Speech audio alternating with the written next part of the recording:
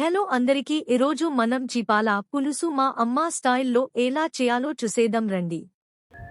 1 inch అల్లం ముక్క, ఒక వెల్లుల్లి, 2 స్టార్ అనైస్లు, ఒక చెక్క, 1 ఇంచ్ చెక్క, 2 యాలకులు, అలాగే 4 లవంగాలు, 4 టమాటాలు, 4 ఉల్లిపాయలు, అలాగే కొంచెం జీలకర్ర, కొంచెం ధనియాల పొడి వేసుకొని వీటన్నిటినీ కూడా మెత్తగా పేస్ట్ లాగా చేసుకోవాలండి.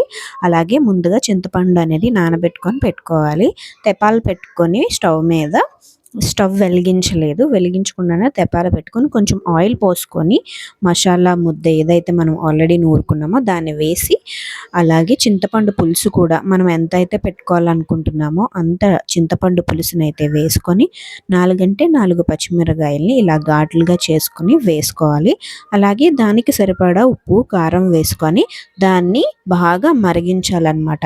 ఇంకొక 10 నిమిషాల్లో మనం మరిగిస్తే సరిపోతుంది అనే టైంకి మన దగ్గర ఉన్న చేప ముక్కల్ని ఒక్కొక్కటిగా వేసేసుకోవాలి.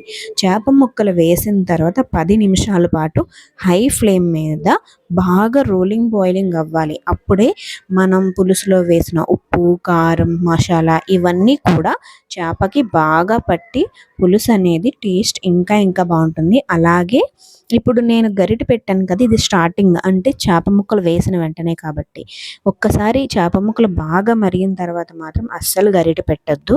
ఇంకా లాస్ట్ అండ్ ఫైనల్గా మన ఉప్పు కారం అన్నీ చూసుకొని కొత్తిమీర వేసేసి ఒక్క 10 నిమిషాలు బాగా హై ఫ్లేమ్ మీద బాయిలింగ్ అయిన తర్వాత స్టవ్ ఆఫ్ చేసుకొని బాగా చల్లార్చుకున్న తర్వాత తింటే చాలా బాగుంటుంది. ఇది మా అమ్మ స్టైల్లో, నేను ఎప్పుడు ఇలానే చేస్తాను. ఒకసారి విస్మయ్ ఫుడ్స్లో చూస్ చేశాను, అది తెలంగాణ స్టైల్ అనమాట.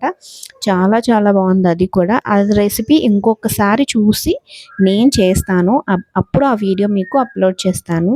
సో నా చేపల పులుసు రెసిపీ నచ్చినట్లయితే లైక్ చేసి షేర్ చేసి సబ్స్క్రైబ్ చేయండి. నా యూట్యూబ్ ఛానల్ని కూడా కొంచెం సపోర్ట్ చేయండి. Bye bye.